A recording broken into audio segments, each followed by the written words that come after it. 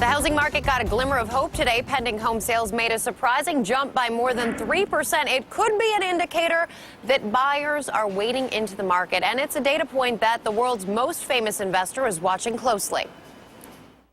I'm very interested in something like housing starts because we're going to form maybe 1,300,000 households a year, and they're going to live someplace.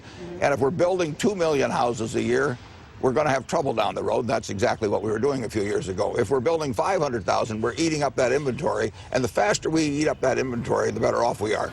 Question is it just a spring surge or the start of something greater? We take a look with Nicholas Ratsinas, director of Harvard University's Joint Center for Housing Studies, Fred Glick, CEO and president of U.S. Loans Mortgage, and our own Diana Olick, our housing guru extraordinaire. All right.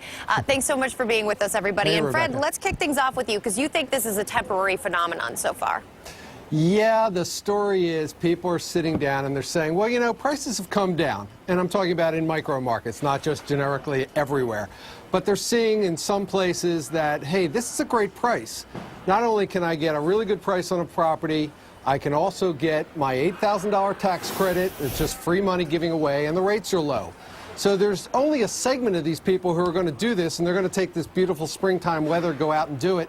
But I think that door is going to shut a little bit in a little while. And what shuts it? Is it the unemployment data? I know Diana focuses a lot on those jobs numbers. Diana and I agree completely on this. It's all about jobs. You don't have a job, you can't buy a house. So these are people who have a job or are not worried about losing them, but we're still not job creating yet. We're still in a decline, and it's not going to pop up for a while. Now, Nicholas, going over to you, I mean, you look at both distressed sales as well as sort of the other category. What's your take on the two different markets? Is there any kind of convergence that we're seeing here? Well, not a convergence. I mean, clearly the market of distressed sales, the market of investors trying to take advantage of lower prices, the market for first-time home buyers who don't worry about selling the home that they already own, that has some glimmers of hope and some glimmers of activity. And indeed, some of the negative news isn't quite as negative as it used to be. But I agree, ultimately, people have to have a job. That doesn't mean that everybody has to be back to work. But it's hard for this market to really find the bottom if we're losing 600,000 jobs a month. So that's the headwind that we have to somehow counter. And Rebecca, if I could just add to that, one of the biggest problems is that we're seeing the most job losses in the areas where the housing boom and bust hit hardest. That is out on the West Coast, in the West, and in Florida as well. So when you see a lot of these sales bump up, we saw in the pending home sales numbers today that the bumps up in pending home sales were in California and Florida, and they were mostly distressed sales. Again, that's foreclosed properties or short sales. And I think it was a 50-50 when we got the last existing home sales of the number of homes that were distressed sales versus just regular home sales. I think you're going to see the number of distressed sales continue to rise, and those are properties on the lower end of the market. It's not bad to get rid of that inventory. It's a very good thing, but it doesn't represent a real turnaround in the housing market. Fred, it's interesting because you're a mortgage broker and a realtor, and you say that the realtor side of your business is, in fact, busier than the mortgage side of the business. Exactly, because these are the people who I was just talking about here in the Philadelphia area. We're just flatlined here. We never went really high. We never go down really low. We have a good employment base.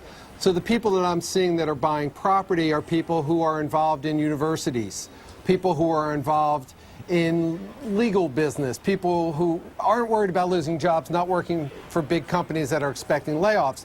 And they're finding, again, these prices, the $8,000 tax credit and the low rates appealing. The rates have gone up recently, and there's a lot of different reasons for that. And the criteria for getting a loan is tougher, so you're taking a lot of people out of the market that way. But again, it's going to be for a little bit of time. Even condos are getting tougher to finance. It's just getting tougher and tougher to do the little things. You're taking people out of the market that way, too. With that $8,000 tax credit, Diana, there are some states that are trying to find ways to monetize it, to turn it into cash up front so that people can use it as a down payment as opposed to waiting for it at the end of tax season. How's that playing out? Well, there's actually a big push on that. In fact, there's a group that is making a big push in Congress right now to have that nationally so that you can get the tax credit immediately instead of getting it on your next year's tax returns. That's going to be tough going. Some states might be able to do it, but the question again is how how much is that $8,000 tax credit going to help if it's only for first-time homebuyers? Now, granted, when I say first-time homebuyer, legally, a first-time homebuyer is only someone who hasn't bought or owned a home in the last 3 years. So it's not like you've never bought a home in your entire life. Still, it knocks a lot of folks out of the market, and there's another big push on to get that tax credit for anyone out there. Really want to stimulate housing, give that tax credit to everyone, not just first-time homebuyers. Nicholas, when you're looking at the data points, you say that these next 60 days are going to be particularly critical. Right. This is the spring buying season. I mean, there are some glimmers of good news, as you said at the outset. Mortgage rates for the long-term 30-year fixed-rate mortgage are at historic lows. You do have some governmental incentives. The builders have effectively stopped building, so we're working off that inventory of new homes. The problem is we haven't found a way yet to stem the tide of foreclosures. And every time we get more foreclosures, it leads to more sort of properties that are owned by very motivated sellers, which lead to more distressed sales that lead to lower prices. So the next 60 days is important, but even more important is trying to find a way to get this economy to recover. And also, one part of the distress sales is how many of the people out there buying those homes are investors who are wanting to flip those, who want to take the houses, rehabilitate those houses, and then put them back on the market again, creating even more inventory. It's a really good question, Diana. Thanks so much for being with us, Nicholas and Fred, as well. Thank you. Good to see all of you. All right, the S&P 500 turned positive on the year today. Up next, we're going to debate what breaking the